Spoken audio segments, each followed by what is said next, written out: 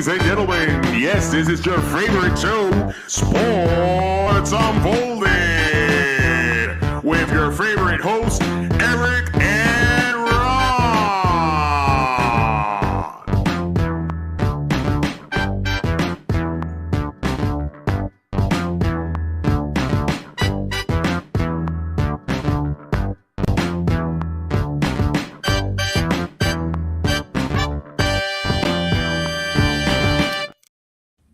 Hey, sports fans!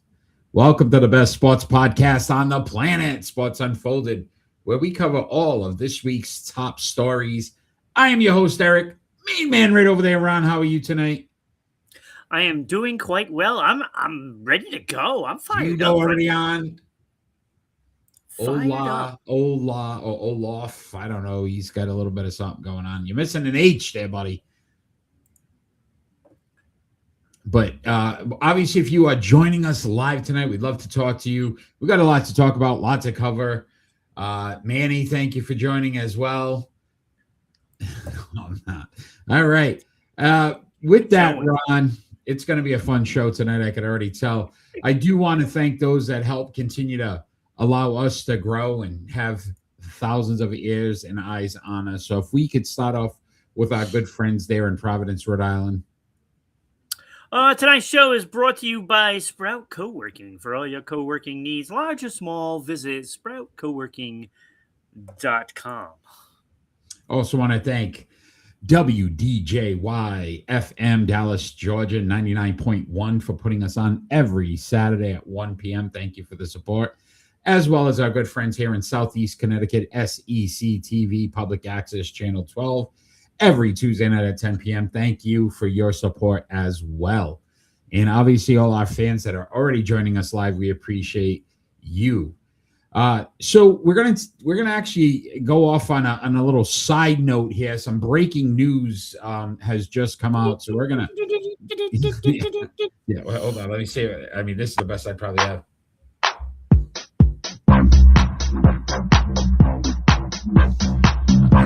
Breaking news here at Sports Unfolded.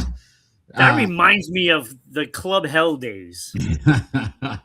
Well, it might be Club Hell for Tiger Woods. So Tiger Woods has been arrested, suspicion of a DUI, a two-car accident. It looks like he hit a vehicle and then rolled over. He is now currently in jail in Jupiter Island, Florida, where he does reside. I guess he denied it. I wouldn't be surprised. This is starting to become a little concerning, though, when you think about some of the things that have happened. It wasn't alcohol either. Really? It was not alcohol. Just saying. He was under some influence of something, of a substance. Could have been anything, because he refused to take the test, which automatically gets you a charge. Yes. Yeah, he denied it. 2009 Tiger Cheater Woods is back. He may be back out. So there was a lot of speculation that he may try to go and participate in the Masters. That's on April 9th. This is probably going to put that to rest.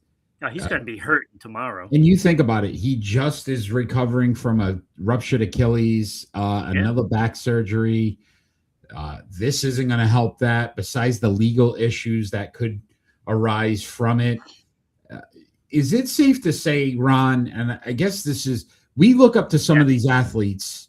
Yes. And you think about the greats of all time, Magic Johnson when he had his HIV thing and what we kind of went through at the beginning of it to now it's different. But back then, Jordan with the gambling, some that I can really think of off the top of my head. Obviously, Aaron Hernandez and everything that, company. Murder kind of puts a damper on things. Right. So you think about some of these athletes that you've rooted for, that you kind of, would hope like this was his comeback again to maybe give it one last try. Is it safe to say that we probably shouldn't count on Tiger Woods being a legitimate member of the golf world No, going forward. I think this seals his fate. You know, I mean, this is another DUI. It's not his first. You know, and it's a problem.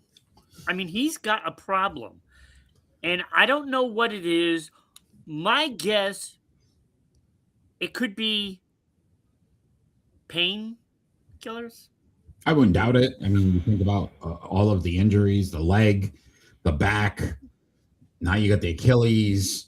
Because they gave him a breathalyzer test, and it was all zeros. I don't know if it'd be, but he's under some influence of something. Yeah, Puka Nakua is going through some controversy as well. Some of these athletes, I just don't get it. I don't understand what's happening. Makes Charles Barkley look like a great role model. Yeah, I mean, some of these guys that you could sit back and go, Dennis Rodman, for all we thought he's never had these kind of legal issues or situations come up. So obviously he rolled his car before that weird accident that he had to have multiple surgeries on his leg, and they said it wasn't related to anything. Now you start to question even that. It absolutely was. I mean, look, how many times are these guys going to get into a little bit of hot water and then lie about it? You know what I'm saying? I'm kind of immune to their excuses. I really am. Yeah. And I'm tired of it. You know, look, you have the world in your hands, and this is how you treat it. I have no respect for the guy. I lost that long ago. Well, you go just given his history of surgeries and pain treatment, prescription meds are one possibility, but that's speculation until test results come back. I will say this. I do feel bad for him, Ron. I do feel bad for him. And I'll explain to you why. He was obviously at the pinnacle of golf. He was the best golfer in the world, by far going to shatter records. And I think he has, I think his biggest issue is a mental capability to avoid addiction. He had the sex addiction that kind of derailed his career. Now you're talking about, substances. And I don't think he's able to give up what he's had. He's 50 years old now. Again, there was a lot of talk even this week about him coming back and playing in the Masters. He's only 50? God, he looks awful. I'm sorry. And you think about seen some of the video of him. He has these bags under his eyes that look like he was going on a permanent vacation. Yeah, I don't know if it's about fun though, Manny. Manny said they make millions and want to get any drugs inside of them to have fun. I think he just physically is trying to feel like he was 30 years ago when he was dominating the sport, that it's never going to happen based on everything that he's had to do to his body to at least be able to walk. I just physically don't think that man's not going to live a day without pain. And I don't think he can understand or handle that, because it legitimately means you're never going to be a golfer or considered a great golfer again. Like, it's done. It's his career has been over for about 10 years now because of this. Yeah, it's never gonna happen again. I think he's pretty much done. I wouldn't even be surprised if he never competes again. Not even in the senior tour. Yeah. I don't think it's going to happen anymore. His last major was what? 07. Like, when was the last time he even won anything? That's what I'm saying. I'm trying to look it up now. Girlfriend Vanessa Trump. Is that no relation, I hope? Is it? It might be. Wait, his girlfriend is Vanessa Trump? Yeah. Jake is here. Hi, hey, Jake.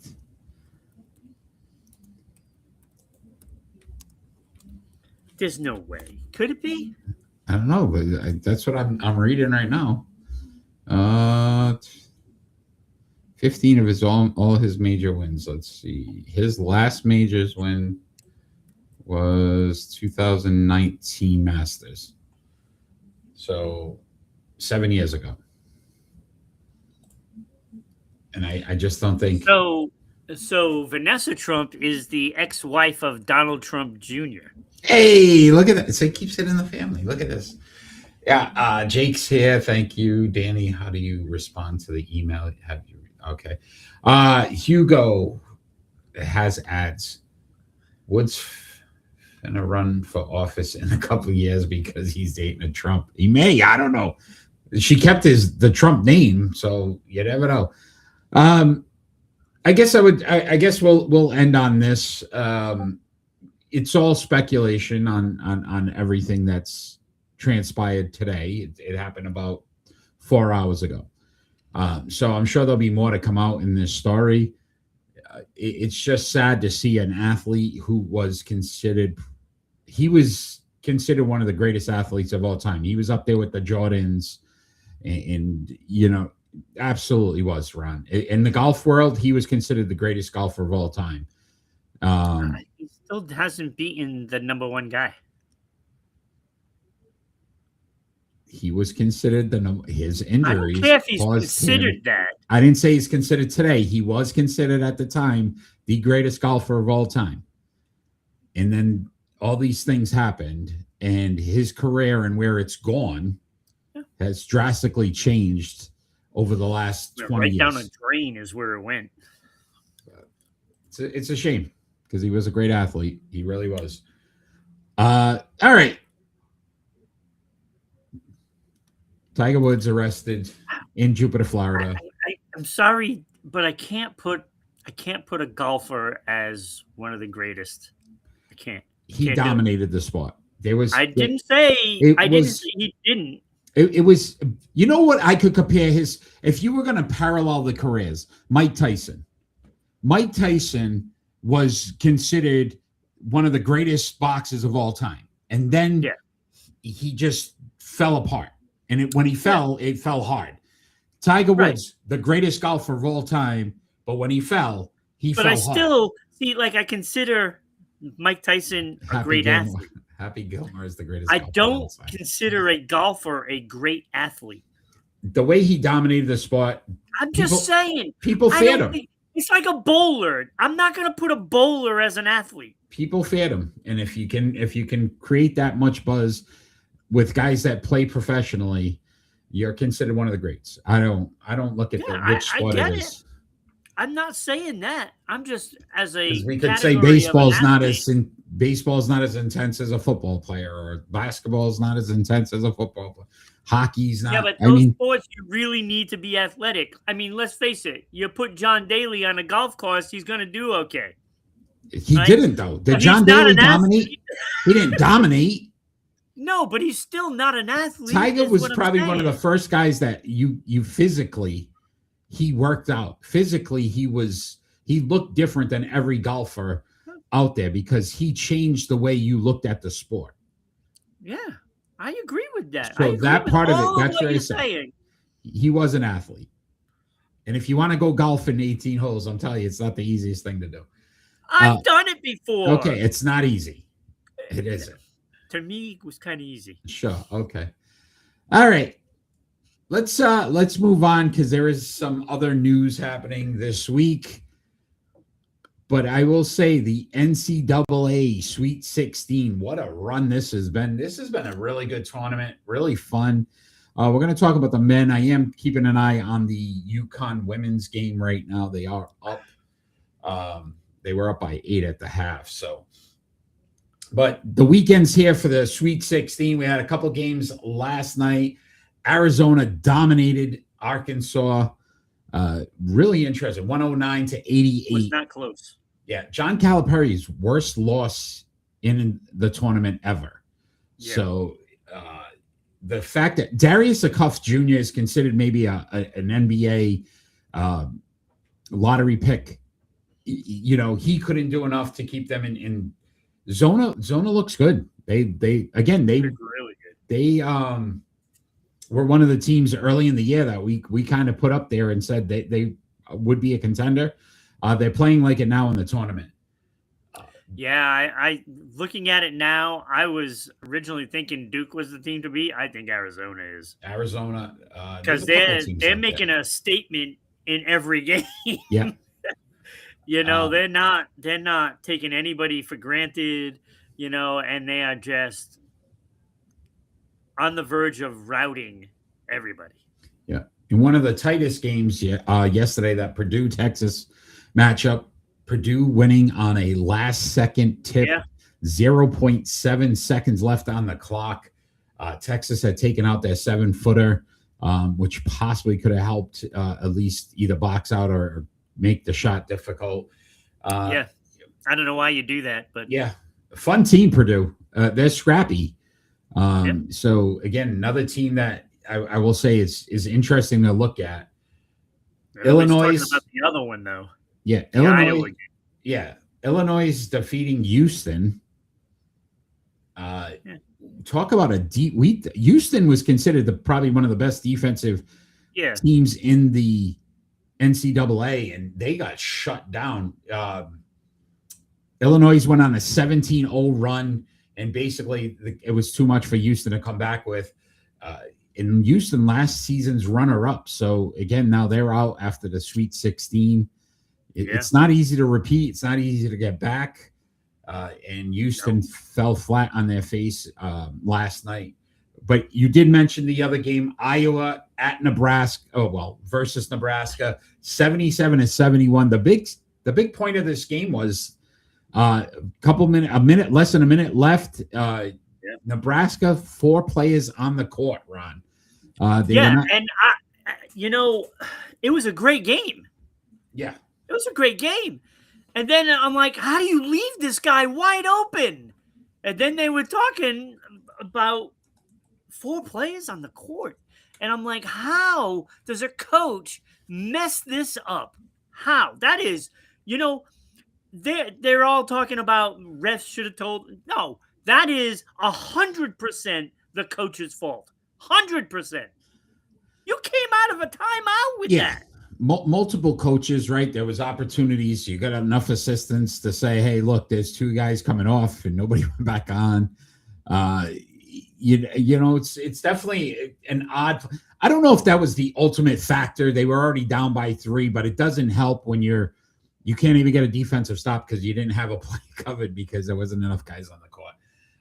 Fred Hoiberg, very good coach too. So I don't want it to listen. Nobody gave Nebraska a shot to be in the Sweet 16. The fact that they were there goes to show what kind of coaching job he did. Again, coaching errors happen. Unfortunately, that was probably the worst time. Massive. Yeah, worst time to have it. All right, let's talk about some of the games tonight. So at 7:10, this is a big one. Duke versus St. John's. Listen, one of the greatest coaches in NCAA history, Rick Pitino, has worked some magic. Right? It's over already because did you see his press conference? Yeah, about they don't shoot well and like he's saying that I don't think we can beat them. Yeah, we got a good team, but we're not good enough. That resonates with the players. It could go the opposite way, though. Maybe the players will get pissed off and say, I'm going to show him. I don't think it's going the opposite way. That like you just deflated your players who could possibly go on a run, and you just burst the bubble right there. They aren't as talented as Duke. The Blue Devils are very talented. Yes. You got the Boozer boys. So this game tips off at 7:10. Tiger plays on that? Tiger. Boozer. I see what you're doing. Even though it wasn't booze, but 7:10. That's tip off there. So we'll still be on the air. We'll let you know if we get a score while we're still on the pod. I hope it's a score. Michigan versus Alabama. That game tips off at 7:35. Wolverines are just big. They are strong. They seem like the team to beat. This is where Arizona, Michigan, probably the 2 favorites that are left. Can Alabama do enough? based on the size, I always root for UConn, but when I'm not, it's definitely Duke. Yeah, you're a front runner, Manny. We know, buddy. We know you are. So I don't know. I think it's a good game, but I think Michigan clear cut favorite in that one. And he own a wagon. The bandwagon, yes, he owns a bandwagon. This is a fun game. Some of these times though, they drive me crazy. Michigan State versus UConn men, 9:45 tip off.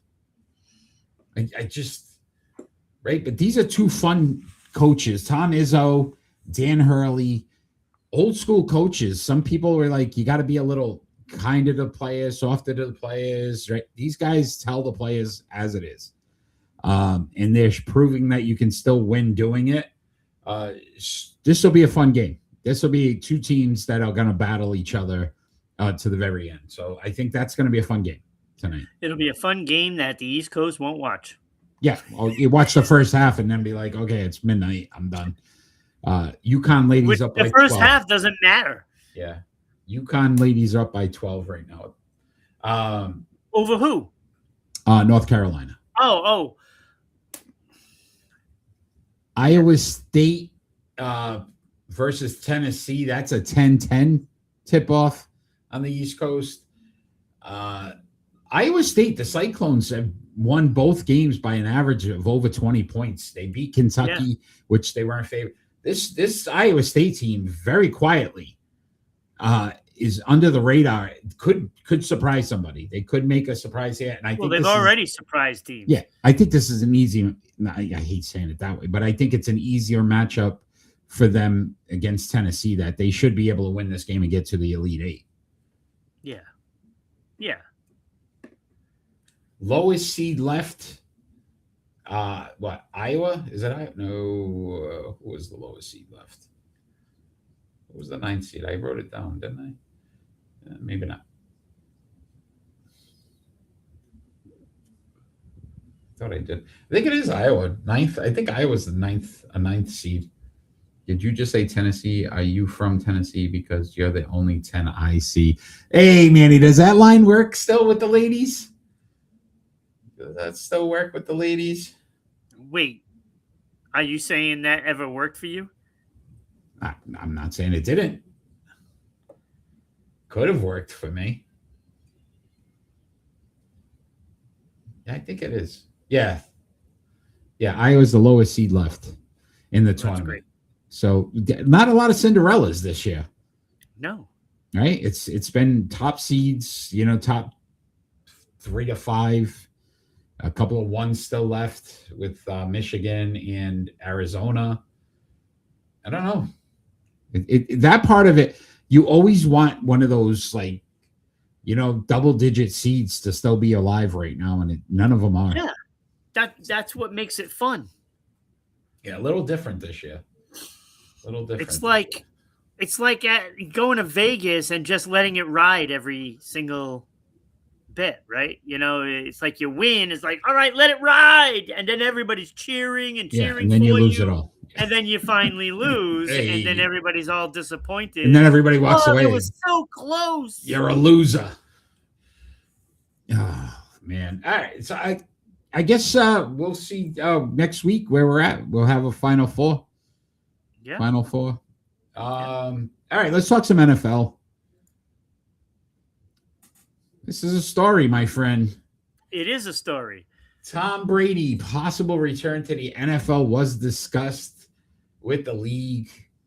Yeah. Do you think he was serious about it? I think he is serious. And then I started really thinking about it, and it's like, this is really a possibility. If he can play for the Raiders, he can't. I'm just saying, if for whatever reason they decide, yes, Tom, we like the idea of you playing for the Raiders, right? Now, just bear with me. Okay. Wouldn't it be great to draft Mendoza and have him sit behind Tom Brady for a year? Yeah, see, this is the first and foremost. Tom Brady said he explored the possibility of coming out of retirement and returning to the NFL, adding that the league did not, in quotes, like that idea very much. No, so they the did league's not going to approve it unless he gives up ownership. So that's his first problem. Right. Does he want to give up ownership? Because you may not get it back. Right. Tom also said, we explored a lot of different things. I'm very happily retired. Let me just say that too. The fact that he asked, he might not be as happily retired as he's saying he is. Because why would you ask if you're not contemplating? He was hoping that maybe he could play for the Raiders. If they said yes, yeah. And So Brady currently 48 years old. He last played in 2022. Obviously, he just played recently in a flag football competition versus Team USA. Still looked good, still making plays. I think he'd have to give up ownership. I don't think he's going to be willing to do that for 1 year, because it's not like he's going to come back and play another 3-4. I think if he came back, it's for like a 1 year. Yeah, absolutely. Or he was exploring the possibility of a good team had a quarterback injury. Would they allow him to come back and play for that team? That's how I'm seeing it. I really truly believe that he wants to play again. And I think he was trying to see if they would let him play for the Raiders. I think that's what it was. And with a hard no coming his way, I think it got squashed there. Yeah, and now he'll just play flag football for a few years. He may do that. Listen, it's an interesting story, but I think at some point guys just need to let it go. 2 years, he could be in the Olympics. Could be. For flag football. Now, if you were a flag football fan going into the Olympics, would you be happy that Tom Brady was your quarterback for flag football and can't be touched? Yeah. Come on. Seriously? I don't. I've seen that move. Woo! He made the move. He did. I don't know. He'll be 50. Hey. And he'd have to give up his TV job, I would think. If he's going to be serious about it, because, it's Tom Brady. He's not going to go into this thing and not want to practice and play and do all this other stuff. From the sideline. Yeah, I don't know about that. I don't think you're giving flag football athletes enough credit. Those guys, that Team USA team beat everyone that had a professional player on it. I know. So as great as we think those pros are, they're great at pro football. I would still take Tom Brady over anybody throwing the ball on as quarterback. I'm sorry. I'm sure they Tom Brady that can't be hit because other teams would give him more money, and if he did accept it, anytime he'd play against the Raiders, he'd lose on purpose. That could be a reason too. That's a good point, Manny. If they were to ever approve it, it would have to be playing for the Raiders. He's not going to play for any other team. It's just not happening. Okay. So, right. But I'll tell you, flag football, I would take Tom Brady over anybody throwing the ball. Okay. Anybody. Okay. All right. You ready for your crazy stat? Okay. Yes. All right. Crazy stat. Tom Brady has the most career starts with 333. Mm-hmm. But the most consecutive games is set by punter Jeff Fiegels, who played 352 straight games from April 9th, 1988 to March 1st, 2010. Jeff Fiegel, all-time in consecutive Wasn't games. He like a Philadelphia Eagle? He played for about 6 to 7 teams. Believe it or not, his first team, the New England Patriots. Yeah. So kind of crazy. All full circle. Interesting. Very interesting stat. All right, my friend. It is time for starting 5. Hunter. 5. Hunter. 3. Oh, this is going to be a barn burner. They're not athletes either, right, Ron? All right, with that, starting 5 tonight, I said, Yeah. let's just mix it up. The starting 5 Charlotte Hornets of all time. This franchise has been around for not too long, but we're going to have some fun. All right. So I am first this week. I have 2 honorable mentions. I am going with my honorable mentions, and that is Emeka Okafor, who actually had a decent career. Come on, dude. He averaged a double-double. No, he did not. Yes, he did. How many games did he play? He played a lot. He played a lot, my butt. All right. I'll look it up. Hold on. For Charlotte now, not any other team. Yes. Emeka Okafor played for the Charlotte Hornets for 5 years. He averaged 10.7 boards per game and 14 points per game. Come on. He averaged a double-double in 5 years with the team. Great. All right. Okay. Whatever. Oh, and he won Rookie of the Year. Rookie of the Year. Ooh. Okay. So that was one of my honorable mentions. And my other honorable mention, the little man who made basketball exciting, Muggsy Bogues. Muggsy Bogues, honorable mention, leads the team all time in steals. Again, if you think about what was he, 5'3", 5? I think it was 5'3", 5'4". Hey, don't sell him short. So Muggsy Bogues, my honorable mention. Yeah. So you had, oh God. Emeka All right, my Okafor, honorable mention is Muggsy Bogues. double-double. Emeka Okafor average a double-double. I don't care. He's a bum. Okay. I want to see you average 14 and 10 in the NBA. All right. I could. I could. At number 5 for me. In my 20s? Are you kidding? All day long. At number day. Okay. All right. Short Kings. Manny knows about I'm a that. 70% free throw shooter, even to this day. Okay.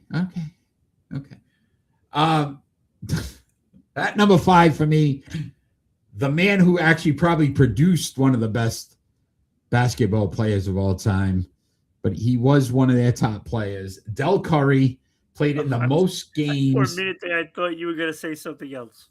Played the most games in the franchise's history, 701. Second all-time in points with 9,839 points, and won a Sixth Man Award. So Del Curry at number 5 for me. That's craziness. Come on, dude. I expect better from you. Oh, please.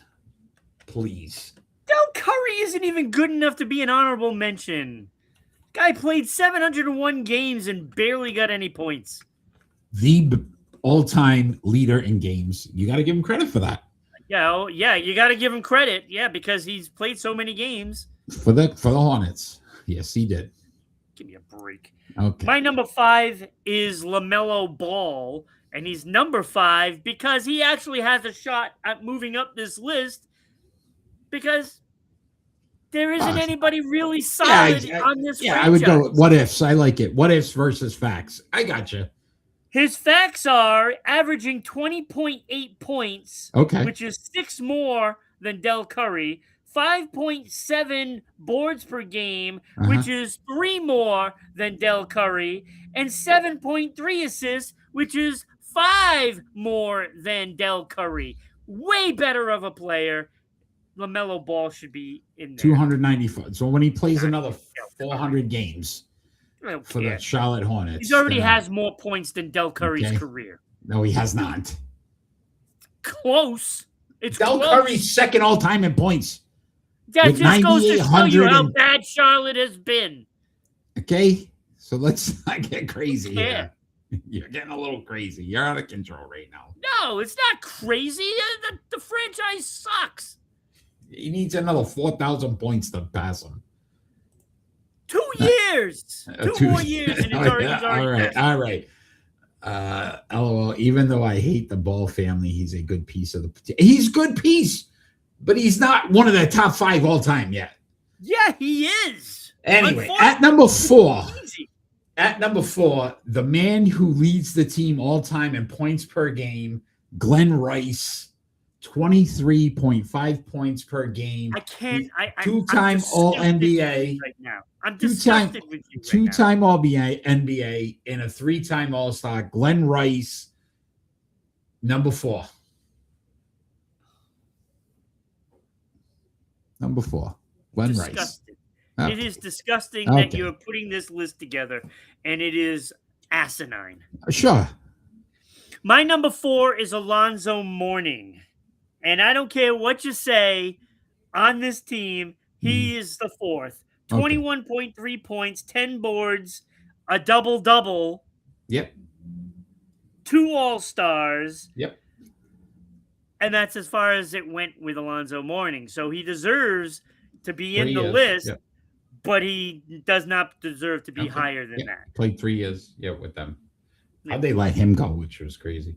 All right, at number 3 for me, I went Kemba Walker. Most points in Charlotte Hornets history were 12,009 points. He 1-time All NBA, 3-time All Star with the Hornets. Kemba Walker at number 3 for me. Yeah, I have Kemba Walker number 3. All right. UConn up by 19, by the way. That changed really quick. They're winning, so it doesn't matter. At number 2 for me, I went Alonzo Mourning. 3rd all-time on this team in rebounds per game at 10.1. 3rd all-time in points per game at 21.3. 1st in blocks per game at 3.2 blocks per game. And a 2-time All-Star. I love what you do. You try to exploit one statistic because they have, the most of this. Well, you know what? What? Maybe Glenn Rice sat on the 2nd seat more than any other Charlotte Hornet player in history. So therefore, he deserves to be number 1. Okay, if that's what you want to go with. Although we're on number 2. That's what you do. We're on number 2. 1. I look at all of it. Okay, all of sure. it. Okay. My number 2 is Larry Johnson, and you're going to have him number 1, and I get it. I understand that one. 19.6 points per game, 9.2 rebounds per game, 4 assists, 2-time All-Star, 1 All-NBA, and he won a Rookie of the Year. He has a little more accolades than everybody else that I've mentioned, except for maybe Kemba Walker, but he's a better player than Kemba Walker all around with the points and boards. So, okay. Yeah, number 1 for me is Larry Johnson, Grandmama, one of my favorite players of all time of that era. I will say this, though. I think he got that franchise on the map. His commercials and what he meant for that organization to really start to get people to look at the Hornets. That's why, that's why I put him at number 1. It was splitting hairs with me between 1 and 2. And I get that you went with Larry Johnson. I get that because he was a great player, But Glenn Rice is number 1 for me. 23.5 points, the most in anybody. Yeah, agree. 4.4 boards, 2.4 assists, 3-time All-Star, and 2-time All-NBA. And those accolades right there should be enough to put you ahead of everybody on this list. And I get Larry Johnson if you pick him because it was splitting hairs with me. But Glenn Rice had more accolades. He did more in 240 games than anybody else in the history of Charlotte Hornets. He did more. 3 years, too. Again, now, think about this franchise. Like some of these players we mentioned, Kemba was only there for a few years. Glenn Rice, 3 years. Zoe, 3 years. Larry Johnson ended up going to the Knicks. Like they let a lot of their really good players go, where they never really fully built around them and were able to do that. And that's one of the big criticisms, right, of certain franchises. This team has never really gone for it. Never. Not once. Yeah. It's like soon as people's contracts are up, they're out the door. Yeah. It's a shame. It is a shame. All right. We'll see what happens with this franchise now. They're playing well. Really good. They do. They look really good. They're playing really good basketball. All right, let's talk some more NBA. So, big news coming out of the NBA. It looks like this is going to happen. Two teams going to join the league. Most likely, I'm it's like, every. where is it? I'm like, I it's forget I everything. had to redo it. Las Vegas and Seattle look like they are set to get franchises. It's not 100% guaranteed yet. There are some other teams or cities involved, but it looks more likely there. Are you excited about expansion, Ron? I am excited about expansion to a point. Now, Like the little point that's on your, like that point on the, yeah, no. Okay, go ahead. anyway, I'm excited about Seattle getting another shot at this. I think you're only getting this last shot, though. Yeah, I don't think if they don't hold this. Look, I hope it works, and I like the fact that Seattle Supersonics could be back in play. I think that is probably the first choice, and it will happen. Well, they kept the naming rights. Seattle. Yes. So the Sonics, it's going to be the Sonics. I mean, obviously, Yes. Vegas. And all of their history will be taken away from OKC and given back to them. Yeah, 100%. I am not a fan about putting teams in Vegas at all in any sport. Not too a late fan at this point, my friend. I know it's too late. They'll have one in every single. It almost seems like it has to happen. Well, listen, they started with the NFL, the hockey, then the NFL, now baseball, and now it's going to be the NBA. Vegas Gamblers is what I'm thinking. James, thanks for joining. That's what I would say. That would be a cool name. I think the Vegas Gamblers. I don't think they will because of what it symbolizes. Yeah, that's boring. The Bandits, because of the one-armed bandit. Yeah. They should expand to other countries. They're still talking about that too, Manny. Mexico, Canada. They have Toronto. Right. But so I wanted to go through this. This might take a little more time than I want, Ron, but I really thought this was important. There's been 11 expansions in NBA history. Yeah. First one ever, 1961, the Chicago Packers, who ended up becoming the Washington Wizards. So you're going to see a trend here. 1966, the Chicago Bulls actually became an expansion team. 1967, the San Diego Rockets, which are now the Houston Rockets, and the Seattle Supersonics, who are now the Oklahoma City Thunder. Okay. Yeah, they're all moving. Yeah, they get a team and everybody moves. 1968, Milwaukee Bucks and the Phoenix Suns. Those two teams stayed the whole time. 1970, the Buffalo Braves are now the LA Clippers, the Cleveland Cavaliers, and the Portland Trail Blazers. Really, I did not realize Buffalo Braves. Yeah, and they moved like they went. 1974, New Orleans Jazz, which are now the Utah Jazz. 1976, the Denver Nuggets. Hey, Indiana, you know where they should put one? In Toronto. Hold on. There is one in Toronto. I know. Okay. Denver Nuggets, Indiana Pacers, and New Jersey Nets, who are now the Brooklyn Nets. And the San Antonio Spurs. So that year they had 4 teams join. 1980, Dallas Mavericks. All right. 1988, Charlotte Hornets, Miami Heat. 1989, Minnesota Timberwolves, Orlando Magic. 1995, you had the Toronto Raptors and the Vancouver Grizzlies, who are now the Memphis Grizzlies. And 2004, the Charlotte Bobcats, who are now the Charlotte Hornets. So they either change the name or change cities like 50% of the time. So it's safe to say Vancouver's not getting another one. Vancouver's probably not. But believe it or not, I think it's one of the cities that is like if you lost a franchise, Seattle's the only one I think makes sense. Just because the Mariners are still so super popular. The Kraken have done really well when they came as an expansion team. So I think that market has decided that they do want a sports franchise. Believe it or not, NBA, they're still talking Hartford, Connecticut as a possibility. That's what I'm saying, dude. It's like there's so many things out there. It's not going to happen. But I will also give you one more thing, Ron. The best record ever for an expansion team was 33-48 by the 1966 Chicago Bulls. So when you get a team, expect them to stink because they don't start off really well.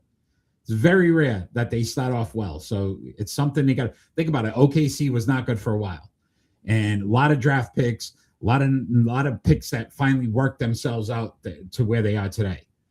So interesting. It is interesting. But we will see. It's still not guaranteed. All right, Ron. Crazy stat of the day for the NBA. Yay, another one. The world, Ron.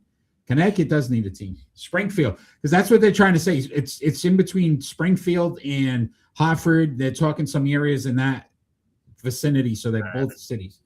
It's not happening. Anyway. Yeah, I don't like the name anyway. It was like New England Founders or something. I was like, who the hell would pick? Come on, I don't want that. Crazy stat, Ron, for the NBA. Do you know the lowest scoring game in NBA history?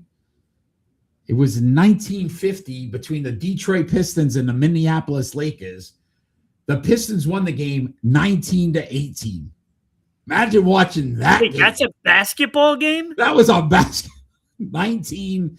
Who the hell was taking all the shots? I think if I had to watch 19-18. What year was it? 1950. So they didn't have the shot clock. They probably just kept like take one shot every couple minutes. And Wilt and Bill weren't playing. Yeah. 19-18. It was horrible, man. Could you imagine? Those teams must have been terrible. Holy cow. Defensive battle, baby. You got it, James. Defense? Yeah. No, that's just people can't. Oh, horrible offense. Oh my gosh. All right, Ron, let's talk some Major League Baseball. Season has kicked off. Opening day was Wednesday. Games yesterday, games today. But opening day was yesterday. Wednesday. Was it? The Yankees, was it Wednesday? Yeah, Yankees Giants on Netflix. You didn't watch? You how much I've paid attention to it. Taking long 3 I wasn't watching it on Netflix. Paul Skeens, though, struggled in his opener. Is it too early to already worry about him? No, it's not too early to worry. No, don't worry. Like it was. Look, I'm worried. Did you see that idiot Cruz in the center field? He's a big part of why they lost that game. I get it. Yeah, it didn't even exist in 1950. Twice. Listen. Look, he makes the gaff. He starts charging in on a ball that's hit over his head. If he would have stayed where he was, he would have caught the ball and the inning is over. Manny says the Yankees. He doubles down on it. I can't. And then loses the ball in the sun on the next hitter. Yankees, come on. My Yankees this year are going to be there. Yeah, and you are correct, James. The 3-point line did not exist in 1950. No. Here's why my concern is, Ron.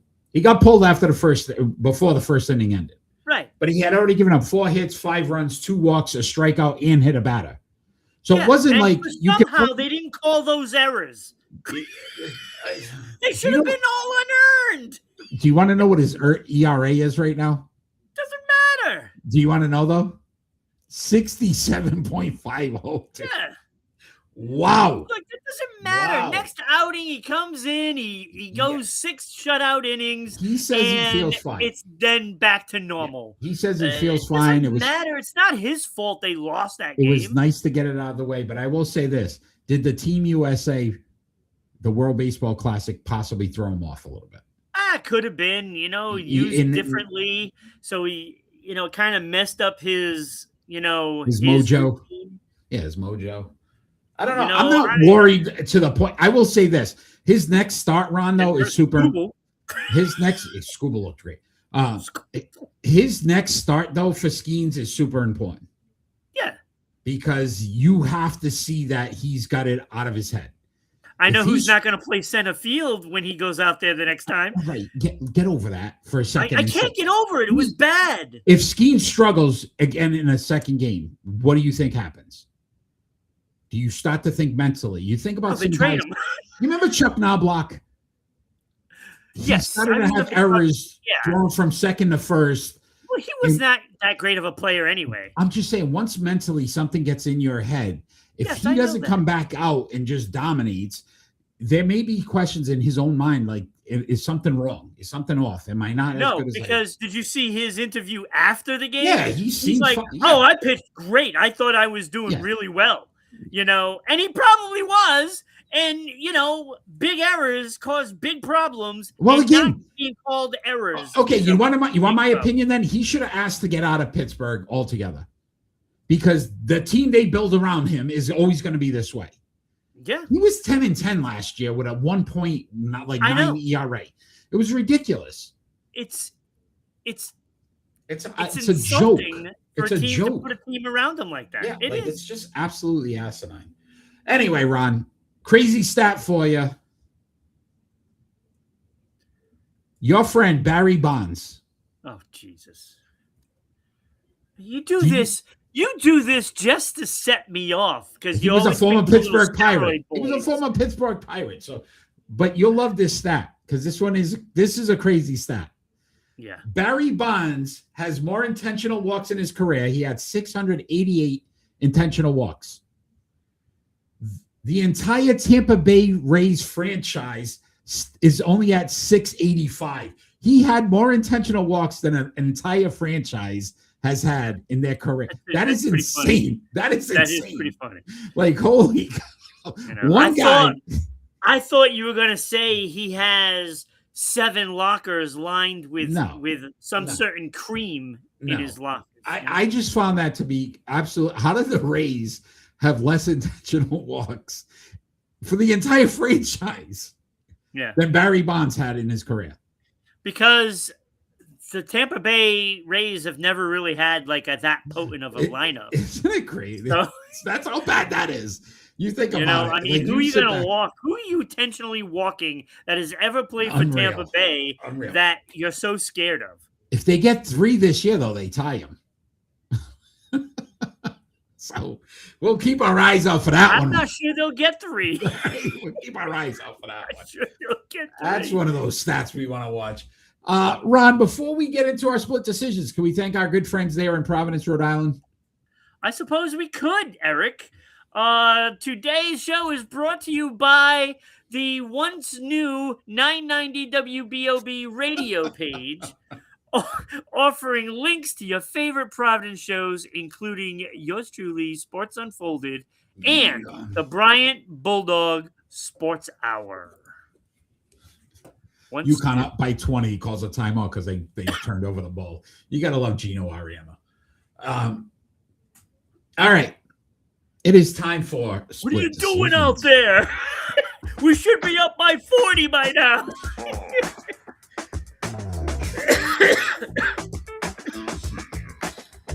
Our split decision segment, we ask each other 2 more likely questions, and we have to make a decision.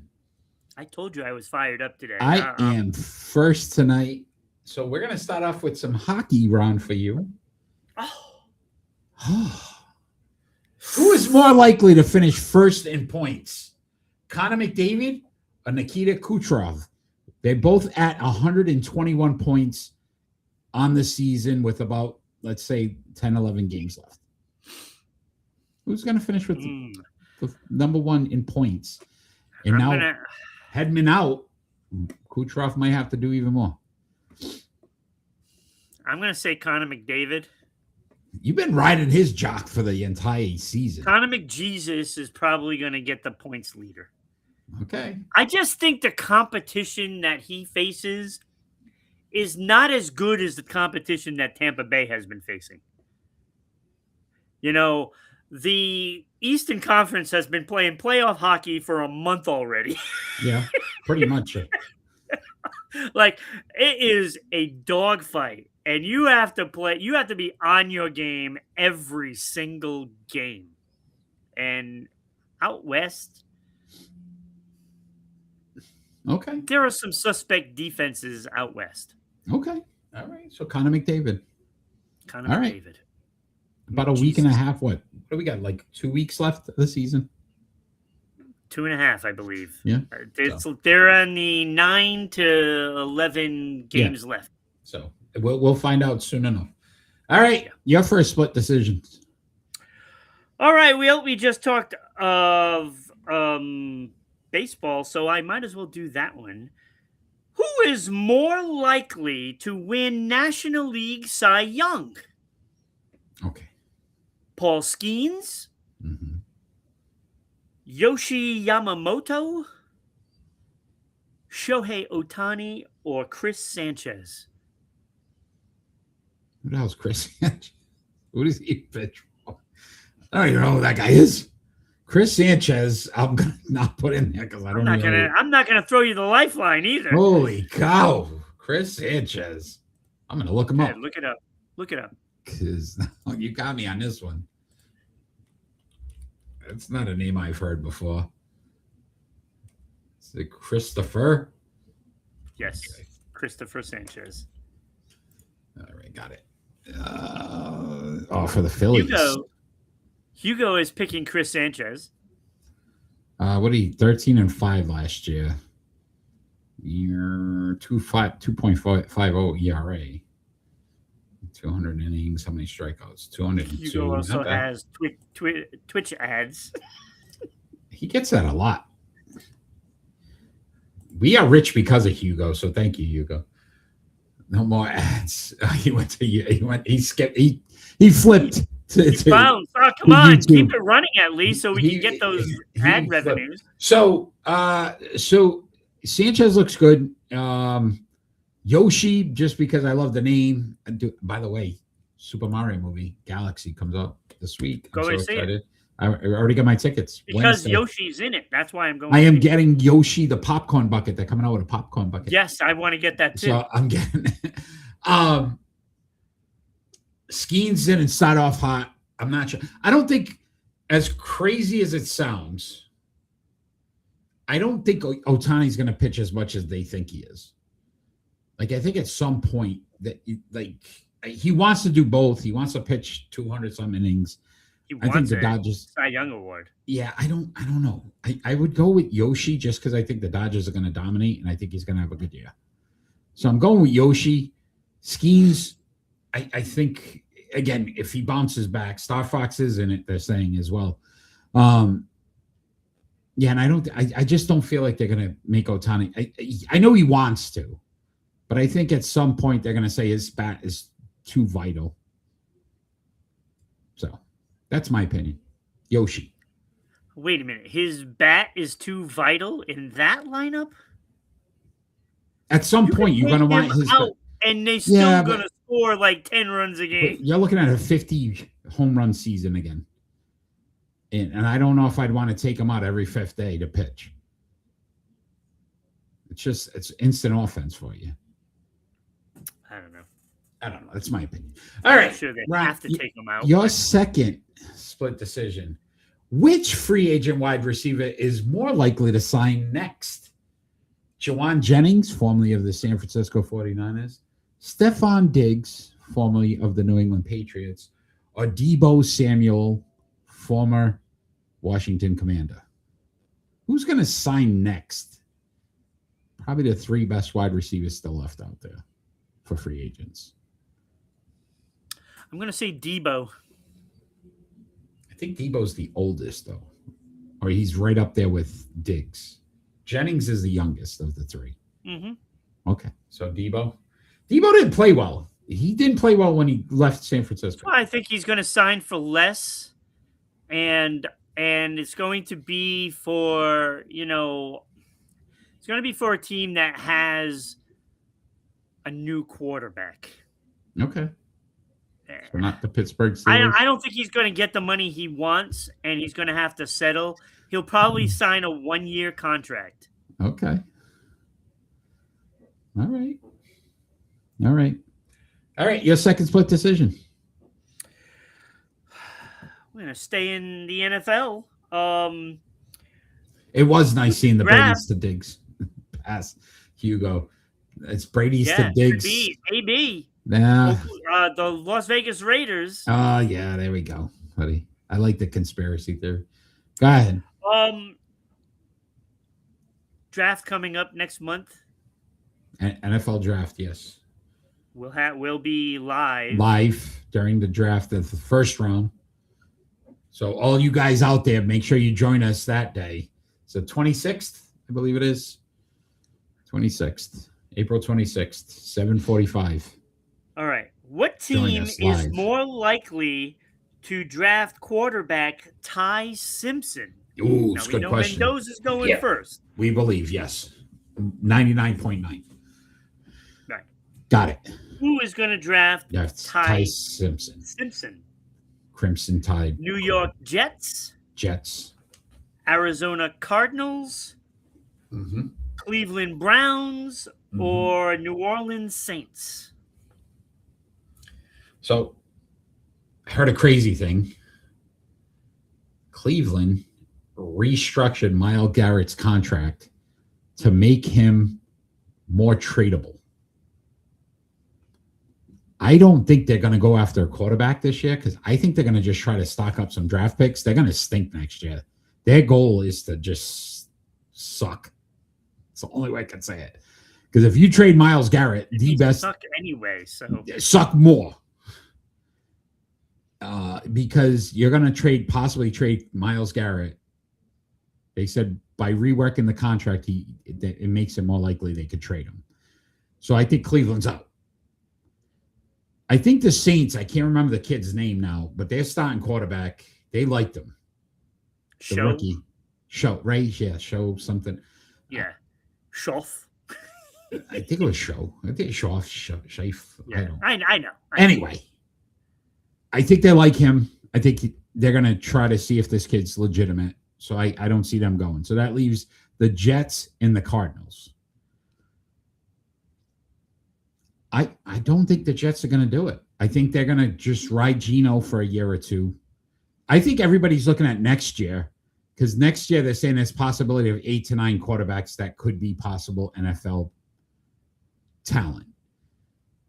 So I don't think the Jets are going to do it this year. They need to get players that they can use today and be able to start to build around. So I don't feel like it's the Jets, which leaves the Cardinals, which, again, the Cardinals organization, they drafted a quarterback twice in 1 year at number 1. So I could see them just doing something stupid again. So I'm going Cardinals. As crazy as it sounds, I think it'd be the Arizona Cardinals. Interesting. Because when you look at the draft order, the Jets, I believe, are second pick. Yes. Cardinals, a third pick, but the Jets are also, I believe, 14th. Yes. Or 12th, or somewhere down there. Yeah, they have 14th, I believe. That is where they're expecting the Jets to take him. It might be 60th. But either way, that's where they're expecting the Jets to take him. But there's a lot of hype now surrounding this kid, and Arizona might decide to take a shot at him, But again, I feel like this kid is going to get left off of the first round. You think about this, Ron. How many? I think he'll get drafted in the first round. There's going to be a team that either trades back up if he's still around late in the first round. I think you're going to see 2 quarterbacks go. There's going to be the only 2 that go in the first round. But see, he's 6'1". Does Arizona want to go with the short quarterback again? I'm not sure they do.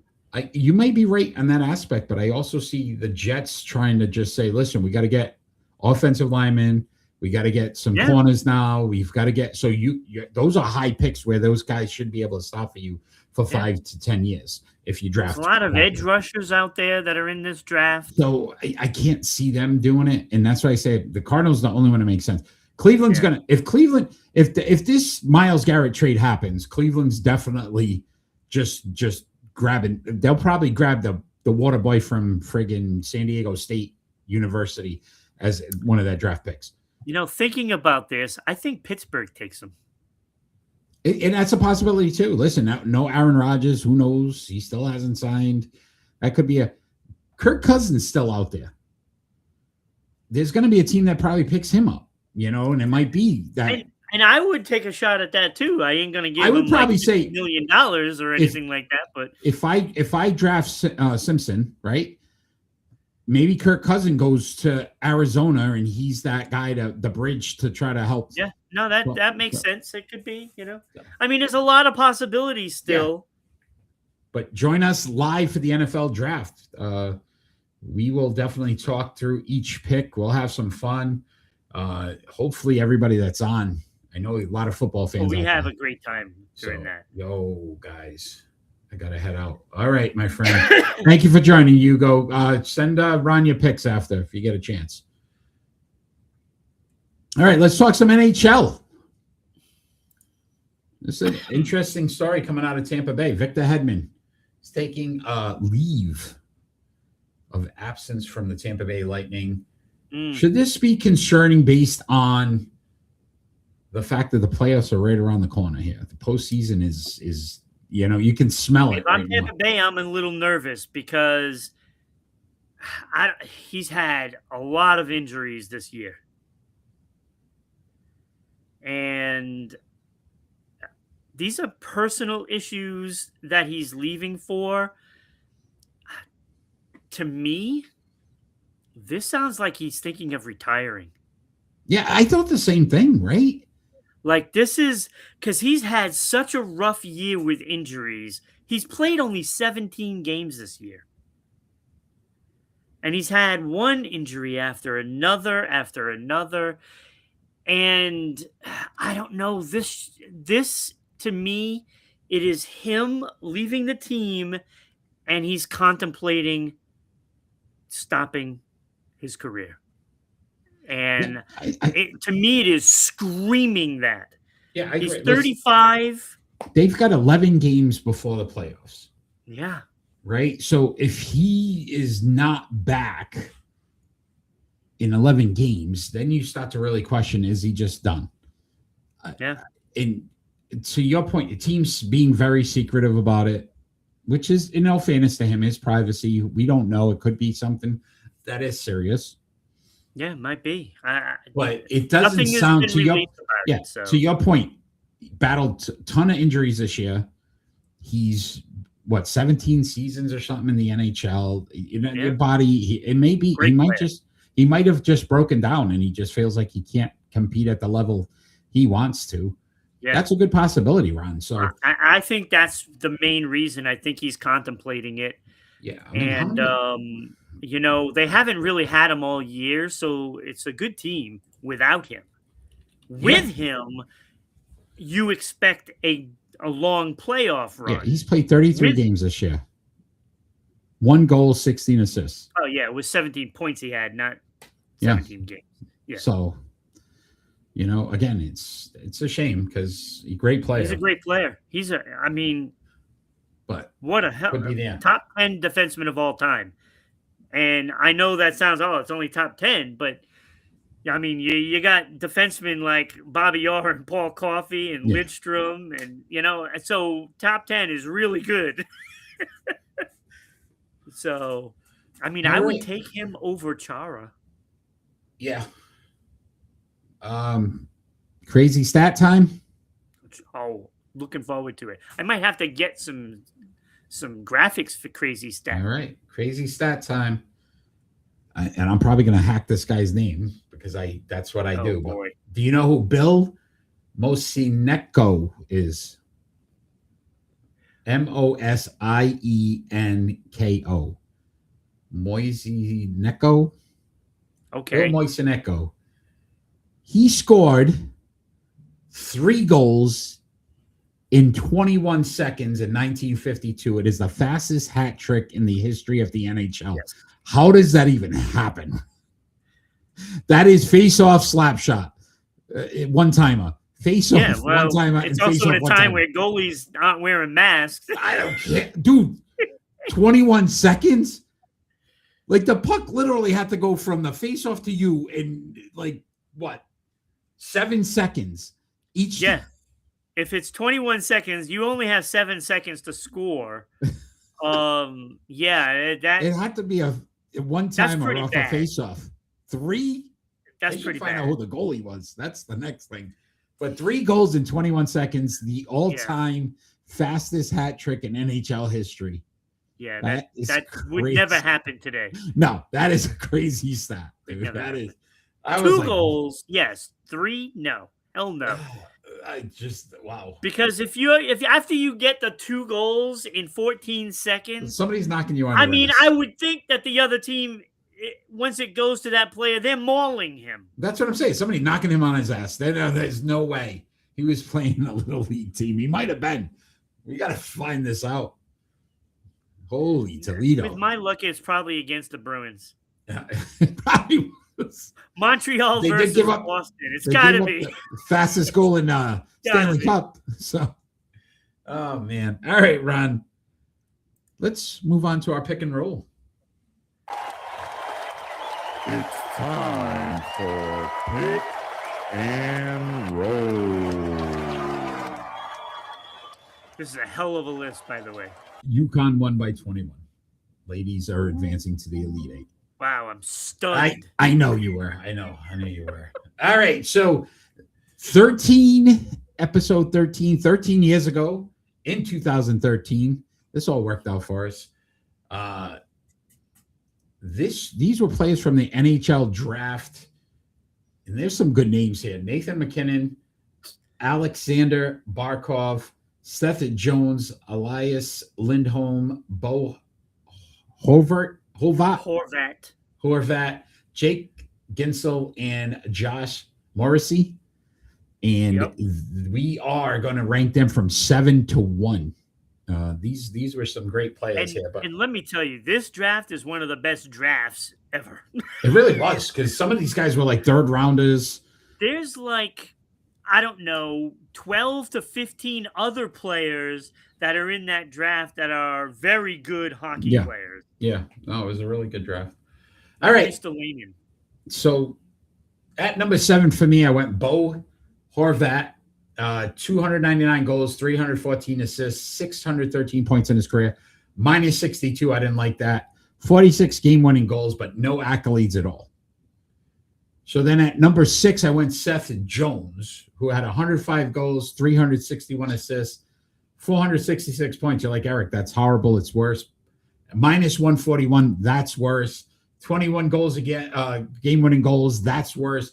But he also had an all-star and a cup. So I gave him a notch above Horvat because of that, and that's the only reason. Otherwise, this guy would have been 7th. He's always played for bad teams. Yeah. Well, but he's really a good hockey player. I'm not saying he's not, but just minus 141. He's got over 20 goals as a defenseman this year. Yeah. But okay. At number 5, I went Josh Morrissey.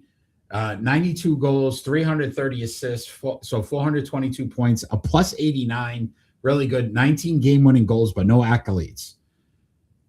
At 4, Elias Lindholm, 249 goals, 398 assists, 647 points, a plus 6, 49 game-winning goals, so 30 more, and obviously he had about 150 more goals overall. That's why he was ahead of Josh Morrissey. No goals. No goals.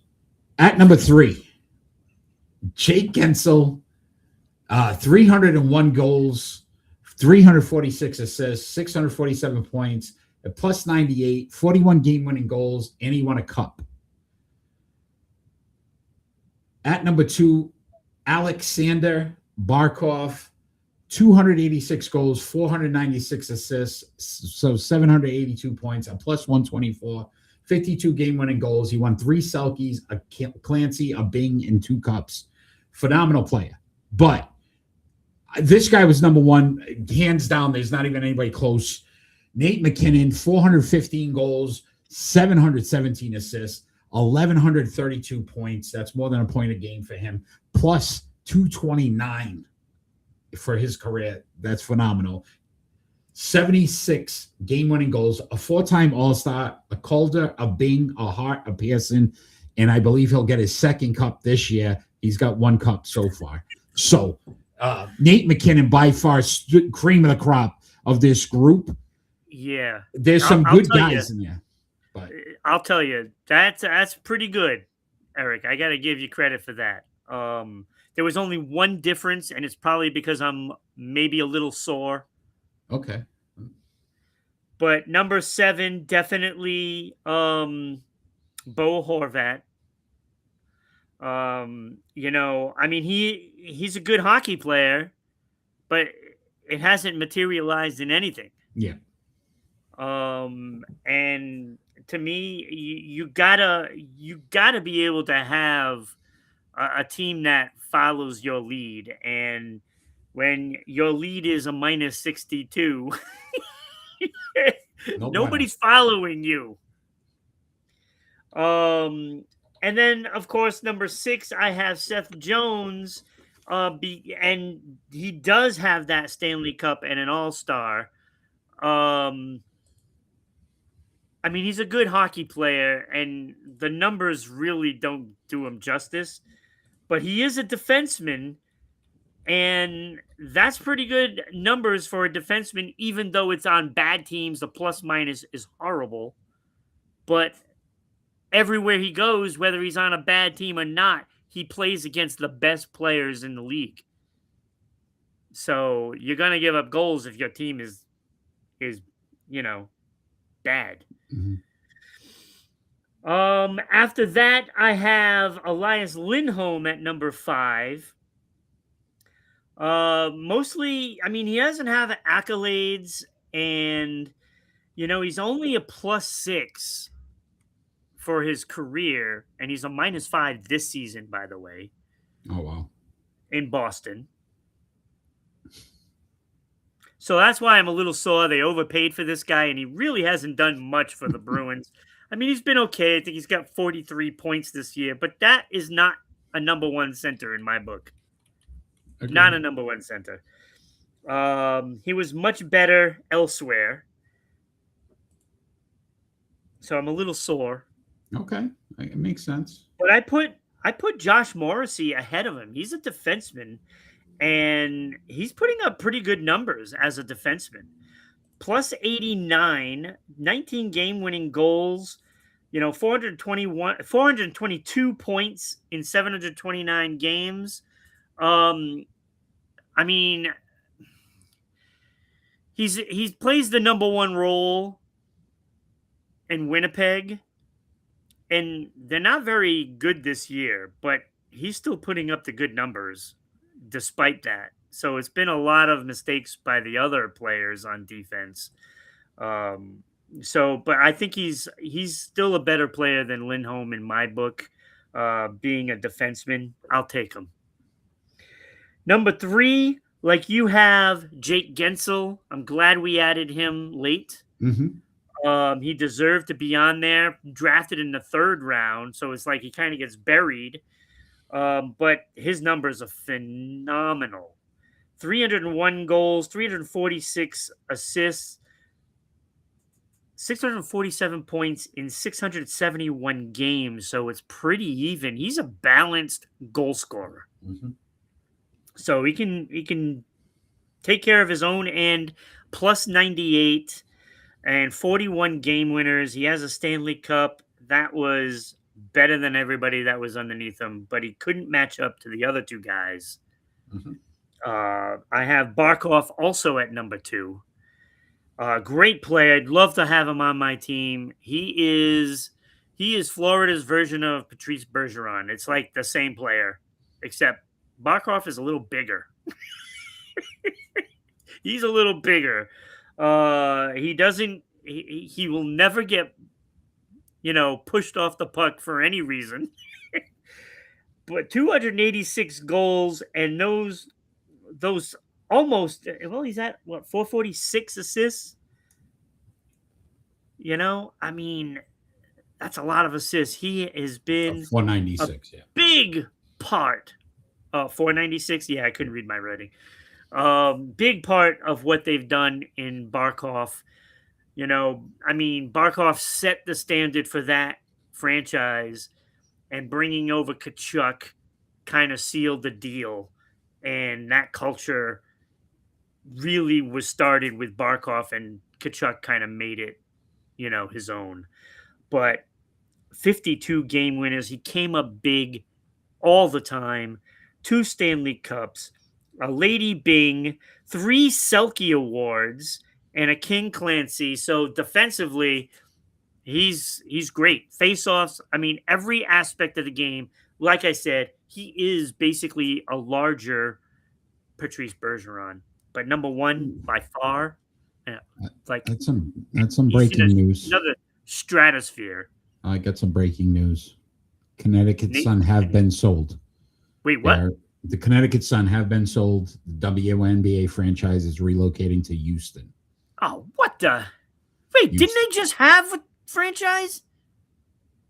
They used to have the Comets, Houston Comets. Yes. So now they're going back to Houston. So now we don't have the sun? No. Connecticut The sun is setting? Sun is setting. Oh, if they name them the Comets again. Yep, Houston Comets. You know what? Not watching it.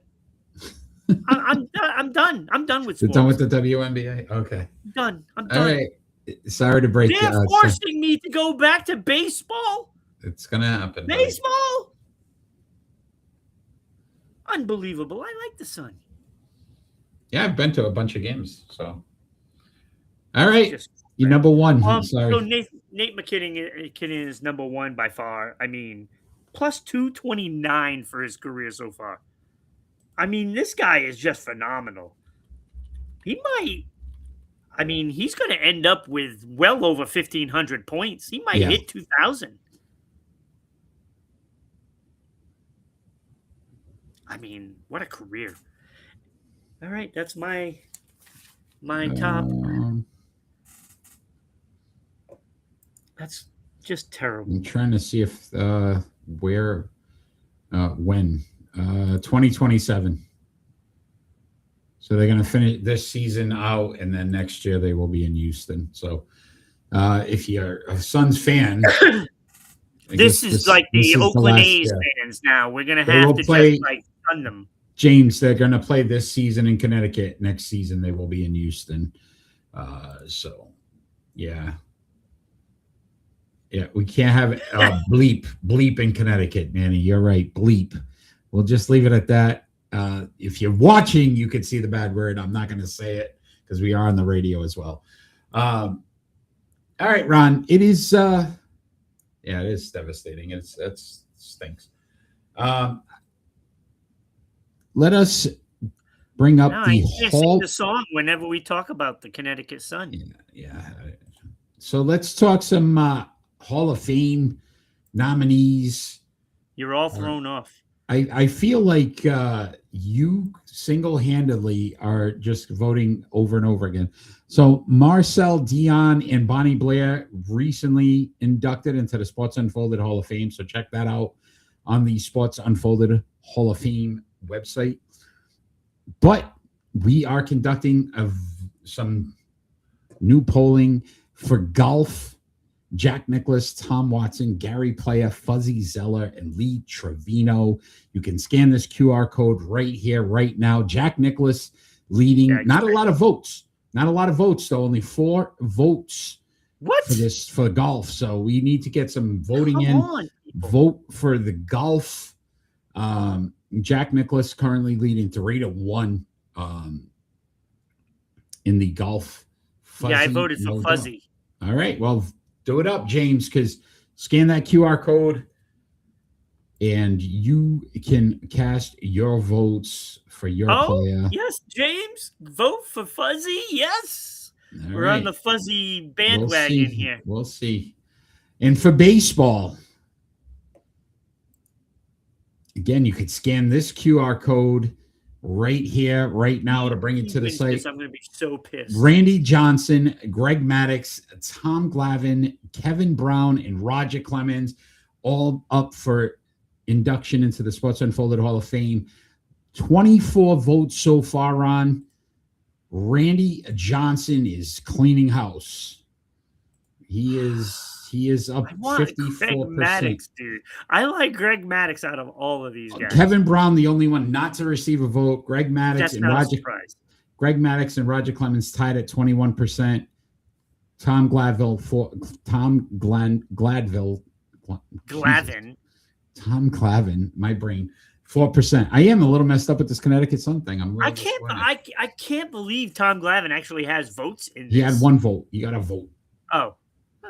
And Kevin Must Brown, be an Atlanta 0. fan. Let's go. Let's go, Brown, Atlanta. 0. Get Greg So Maddox scan that QR vote. code. Check out the website afterwards and help us get just voted. Well, James just voted for Fuzzy Zell. I can see the update. Let's check it out, my friend. Let's check it out. Let's see how close it is. 5 votes. James, please don't vote Clemens. 60-40 right now, Fuzzy Zella. Vote Greg Maddox. Come on, folks. So, all right. Wait, how much does Johnson have? Maybe 54%. He is cleaning house right now. He's going to vote for Kevin Brown just because he feels bad for him. I actually can scan that QR code. Cast your votes. Help us induct the next member of the Sports Unfolded Hall of Fame. So we're excited about that. All right, with that, my friend, it is prediction time. No love for Greg Maddox, people. Come on.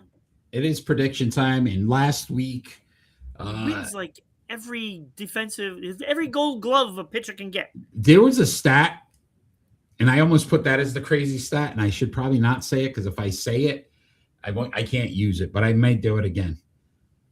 Yeah, whatever. Greg Maddox in his career, 0.1% a batter faced a 3-0 count against them. He never, out of 20, I think it was like 22,000 batters he faced, 370. Let's go, Maddox. Well, I don't know who Mad Dix is. So maybe that's from The Walking Dead, Dixon. So I will say this. That is an insane stat. Like to Greg not Maddox. give up. And 177 of the 300 and whatever they were intentional walks. So he really only walked somebody probably 150 times. He was so good. Oh my God. He was dominant. All right, my friend, it is prediction time. My favorite player of that era. We got James back on here. So James, we get you to participate again. Manny's still on. Hopefully some of the other guys are still on. Predictions last week, though, not a bad week for us. Pretty much everybody had a winning record. At some point, I'll bring it up. I'm looking for it. I don't see it. Hold on. I might need to upload. Yes, I didn't upload it. Okay. Hey. It's coming. So we got Greg Maddox. I'll look that up while we're going to see the change there as well. Look how sharp that new graphic looks. Greg Maddox at 23%. Kevin Brown did get a vote. Go Manny. Go Manny. Look at that prediction shot. Nice job, Manny. Kevin Brown was a really good pitcher too. So he was. So last week 5-3, 6-2 for you, Ron. You won the week. Yes. Kenny 4-4. Manny 5-3. Hugo 3-5. So hopefully he'll give you. So we look forward to your participation. Manny 63%. Yeah, Manny's crushing it right now. He's on fire. So let's see what you got, Manny. Let's see what you got. All right, we're going to start off in the NBA. We got a lot of games this week. A lot of games to predict. We're starting off in the NBA tomorrow. We have the Detroit Pistons at the Minnesota Timberwolves. Timberwolves playing good basketball, but 500 out of the last 10. Detroit still, even with the injury to Cade Cunningham, 8-2 in their last 10. They travel well. They play great defense. I went Detroit here. I'm going Minnesota. I went Minnesota last night in predictions for the NBA show, so I'm sticking with it. Gobert, 13 to 15 rebounds. Gobert? Gobert. You sound to pronounce names like me? Good. All right. I like that. That's what I call him. Gobert. Like Hubert. Hey, Bert. See, now if they had an Ernie on that team. Oh, Bert and Ernie. That would be fantastic. That would be. Should probably get Ernie Johnson and Gobert in the studio together. Bert and Ernie. All right, guys. Anybody got to pick? Detroit Pistons at the Minnesota Timberwolves. Manny's going Minnesota. James, you have a pick. Hey, what happens if we Cheap. tie at the end of the At the end of the year? year, got nobody. Nobody has to do anything. Or we That could would do be one, devastating. or we do a tiebreaker, and we no matter what, we have to pick one game different, no matter what it is. Okay. Maybe that's right. Detroit Pistons at the Minnesota Timberwolves, James. That is tomorrow night. It's going Minnesota as well. All right. All right. On the 29th, you got the New York Knicks at the Oklahoma City Thunder. Ron, who do you take? I'm taking OKC. It's in OKC. There's no way I'm going against them. Yeah, they're coming together. They're getting healthy. So I agree with you. I went OKC as well. Who do you got, boys? I mean, they're 9-1 in their last 10. Yeah, they're still dominating. Like, it's crazy. That one loss was James bringing out the emojis. AC Thunder. Boston. Like Boston. The last, right? One of the last teams to beat them. Yeah. Last 10. So. Yeah. Which I like. I like the fact that they can beat them. Patrick Mahomes. Wait, what? I don't know. Is that not Kansas City? Maybe he's going Kansas City. Patrick Mahomes, Oklahoma City. Or is Patrick Mahomes' nickname Thunder? You told me. Can't be the Knicks.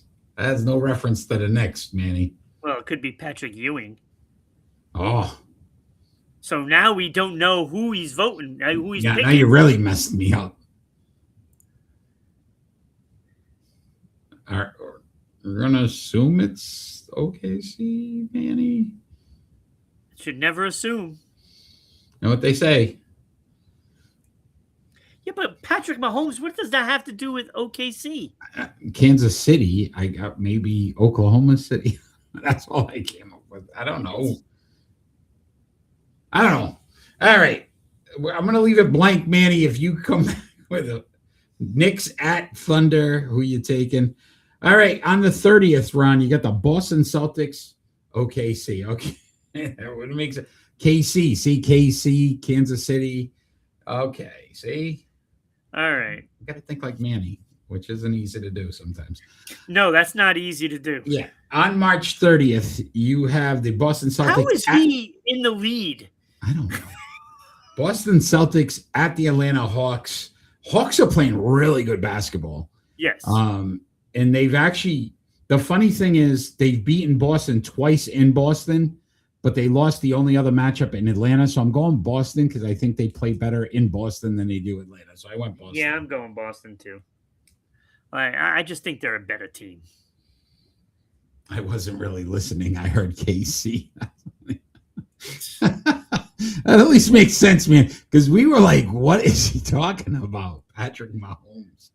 Oh, boy. So we got the Celtics at the Hawks on the 30th. Who you taking? Love when a plan comes together. Yeah. Easy, BA. All right. Boston for James.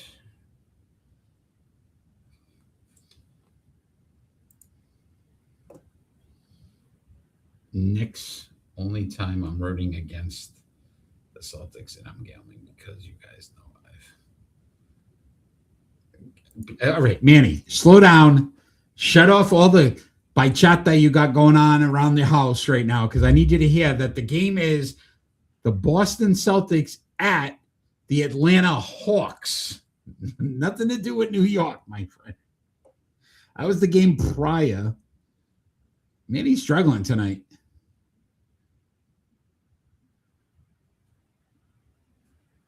So it's Boston Celtics. So I think he's picking Boston. He's never going against Boston again. So, but he said the Knicks Boston. Only time I'm rooting against the Celtics, and I'm gambling because you. Yeah, because he picked the Knicks over the Celtics, and the Celtics beat him. So he's not going against Boston So he's anymore. going So there. he's Okay. going Boston Celtics. Okay, sure. Montreal Canadiens at the Carolina Hurricanes in the NHL. That's on the 29th round. Who are you taking? I'm taking Carolina at home. They're just a better team, and hopefully they stay that way. Yeah, I went Canadians here. They travel well. We're going to assume that's Canadians with the bear, or is that Manny drinking? I don't know what is going on right now, but these emojis are getting worse too.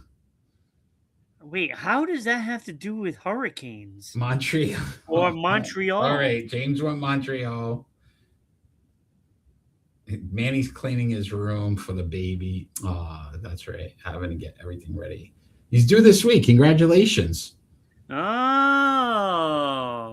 Whatever team. So he's going, whatever team's against the Papa Manny. Celtics. So he's going for the Hawks. All right. Drake May. He's going Drake May. I can't. Drake is from Canada. You're all right, Manny. Oh, boy. All right. You're the only one of my Hurricanes here. All right. On the 31st, you got the Dallas Stars at the Boston Bruins. Dallas. I don't care if it's your turn to go first. Dallas. All right. I'm going the Bees here. Got the Bees they play better against the good teams, and they stink against the teams that they shouldn't beat. Or they should beat. So I went Boston here because I think they're going to come up at home. Tell me Is it Corpusalo? Corpusalo is that goalie? Who's the goalie? Corpusalo? Corpusalo? No, it'll be Swayman in this It better one. be Swayman. Going Boston here. James is buying the drinks. James, I think, is on having some beers right now. I think he's drinking. And he's getting some kitties. I don't know. That probably means something else. Dallas. All right, Manny will never not go against Dallas. One more NHL game on the 31st. You got the New York Islanders at the Buffalo Sabres. I'm taking Buffalo here at home. I am as well. They got to be upset that they lost to Boston. But they've blown their last two games. They've blown a lead and lost in overtime. So, it could be a trend, but they need to do the Bruins a favor and eliminate the Islanders from catching them. Yeah, Sabres played well the night I watched them in Vegas. Gotta go Islanders here. All right, James. Islands in the stream. No. Okay. Oh, boy. It always gets a little weird at the end here. Manny's going Buffalo. All right. NCAA action tonight. Number 3, Michigan State Spartans at number 2, UConn, Connecticut Huskies in the Sweet 16, Ron. Who are you taking? I'm taking UConn. I think the men and the women are competing to see who can go further, and neither one of them are giving an inch right now. Is that a UConn? What is that? Is that a Husky? That looks like a buffalo. It is a buffalo. That is a buffalo. We're James, I'm glad you're starting to use emojis. These two guys, I'm going, that's got to be Huskies. That's a dog. That's not a Spartan. James is going Huskies. All right. So you really went confused at these guys you went UConn, and I'm going to say you can do it. Yeah. So let's go UConn there as well. I said it before. I'm UConn by house. So okay, man. That looks like it's a dog. So it's a dog. Yeah, Husky. Yeah. All right. Looks like a horse at first. Elite 8 matchup tomorrow, Sunday. You got the number 2 Purdue Boilermakers at number 1 Arizona Wildcats. What are you taking? I'm taking Arizona. They're too good. There's no way Purdue is beating them at the last second. Purdue can do it. No, They're I'm going chickens. Wildcats. He's got a horse up now. I don't know. He's going cats here. What is all the damn emojis going on? James is going Wildcats. I don't know. I think he meant to say Buffalo, like the Buffalo Bills. That's why he sent the Buffalo emoji. I don't know what's going on. James is going with the Cats. Manny, who are you going with? The Boilermakers or the Wildcats? If you can find a Boilermaker emoji, I would give you the win just for that. Oh, boil, like a little boil, like a Arizona. cauldron or something. Give you your Mexican roots. Okay, buddy. I wouldn't say that too loud, buddy. Not in today's system. Anyway.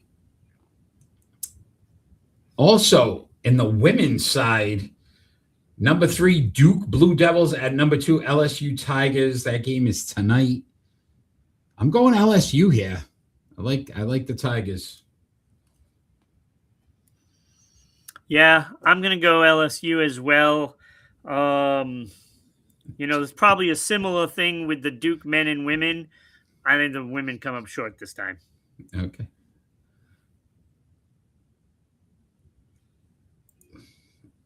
Duke Blue Devils, that would be a Boilermaker. All right, James, I appreciate it. Look at James, just I guess because of the train. Guys, you guys are stretching. I would have put a cauldron up there. All right, he's going Cats again, James. And Manny actually found a Tiger. All right, guess what's back tonight, my friend? I think it's at 8 o'clock, the kickoff. UFL is back. Your Birmingham Stallions are at Louisville Kings. So I want to say something first. I was like, wow, they got 3 new teams. Yeah, no, they moved them. They had 3 teams somewhere else. And I'm They like, moved them. what is going on? I'm like, why is it the same amount of teams? Oh, wait, they just got rid of the teams and now Louisville has a team. So the Louisville Kings. Who are you going with? Don't they play like at a neutral site too? They don't really play in soccer stadiums.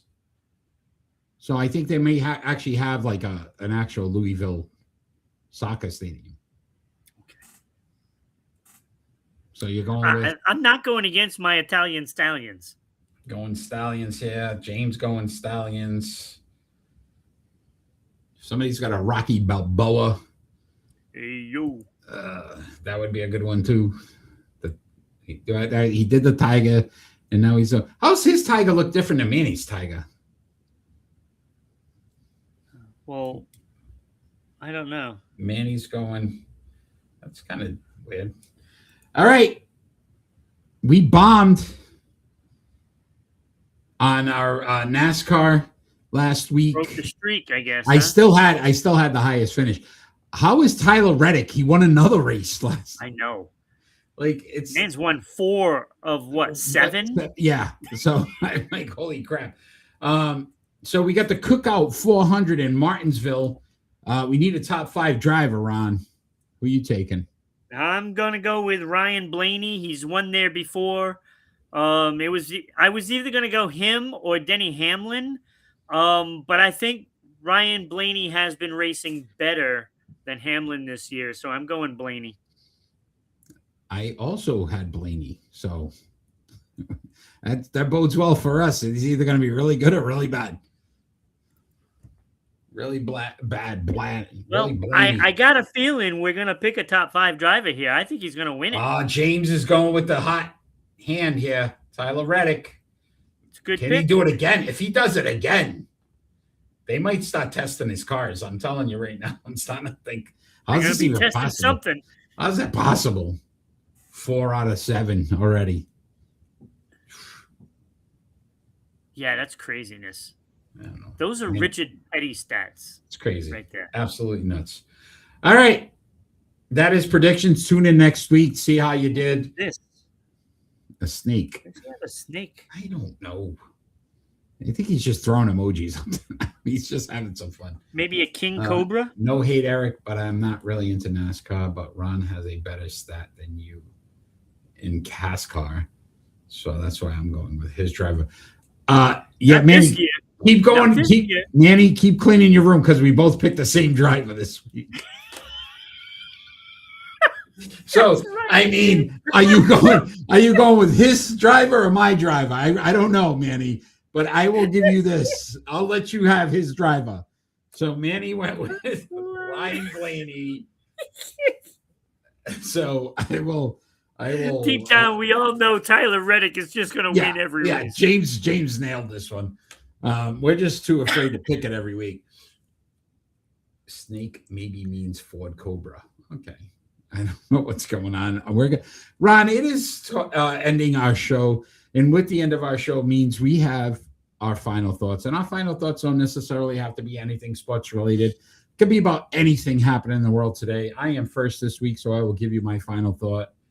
I'm a little upset with some of these young athletes sometimes in not understanding the history of sports. So Caleb Williams. Come on, no. Caleb Williams has filed a trademark for the Iceman. If you aren't sure who the Iceman is, it has been George Gervin for over 40 years now. Yes. Of the NBA. Out of respect for Gervin, I would love to see Williams just drop this and allow George Gervin his natural spot in sports history as the Iceman. There's plenty of other names he can use, but I just don't get it. That one disappointed me this week when I heard it. I agree with you right there, buddy. So I would never consider Caleb Williams the Iceman. I will never call him the Iceman. I don't care if he gets it trademarked and he is the Iceman and puts it on every damn cup, shirt, whatever. I will still always consider George Gervin the Iceman. Come up with something different. I don't care. Ice Boy, I don't care, but Iceman is George Gervin. So Caleb Williams, I think most people would agree with me. What has he actually done? Nothing. Not compared to George Gervin. So give up the trademark for Iceman and allow it to be George Gervin and only George Gervin, the true Iceman. Hey, can I trademark Caleb Williams? You might be able to, and then you put not the official Iceman. Caleb Williams, not the official Ice Baby. Yes, Iceman. Oh, man. So that one disappointed me. Want to take his name from him. So that was my final thought. Love it. Love it. My final thought now, because we're so distraught over it, has to be for the Connecticut Sun. I'm just disappointed that the franchise is leaving, and it can't be because of ticket sales. Because let me tell you, you look at those games when they air them on TV, that place is packed for Connecticut Sun. It's packed. So this is just because an owner decides that he wants to move the team because there's some backdoor deal going on. And frankly, I'm tired of the backdoor deals that sports teams all make in every league. I'm so sick of it. And I keep joking that I'm done with sports. It seems like almost every week now.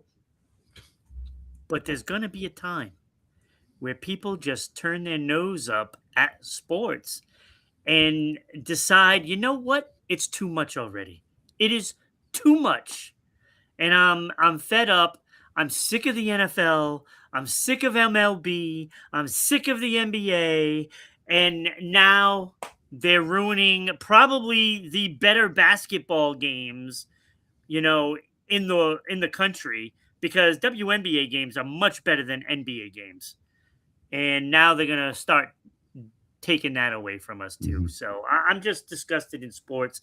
I don't want to deal with it anymore with all this crap. I'm gonna brand myself as a non-sports fan. pickleball and that archery dodgeball thing. Can't wait and to be talking kickball. about There that. we go. Yeah. That's where We it's can't wait at. to be talking about that. Manny, yeah, even you guys were talking about early in the show that maybe Connecticut should have a team. Listen, the NBA, something. I would bring back the Whalers. I really think there's still so many fans of the Hartford Whalers. Just being in Connecticut, it's crazy the amount of times that we've kind of had our hearts broken here in Connecticut, and now this is just another example of that. So well said, Ron. Why not a team in Montpelier? Yeah. All right. And with that, our show has ended. I want to thank those that have joined us live tonight. James, Manny, you guys are awesome. Thank you so much tonight. Jake, thanks for joining earlier. Hugo, thank you for joining us as well. We appreciate the support. Come join us next Friday at 6 p.m. Eastern Standard Time for the best sports podcast on the planet. Tell your friends about it. Let's get everybody on there so that we can have some real good dialogue next week. We appreciate our fans joining us live because it makes it even more fun every and emojis now. We are emoji capital of the sports podcast world, I guess. You can get an emoji on Twitch. Oh, yes, good call. You can get one of ours. I got one with me, all stars around. No, look at you. We got to make one of you. All right, deal. Let's do it. So I gotta get that on there. So I gotta make one of you, so that way we can have you on there. Awesome.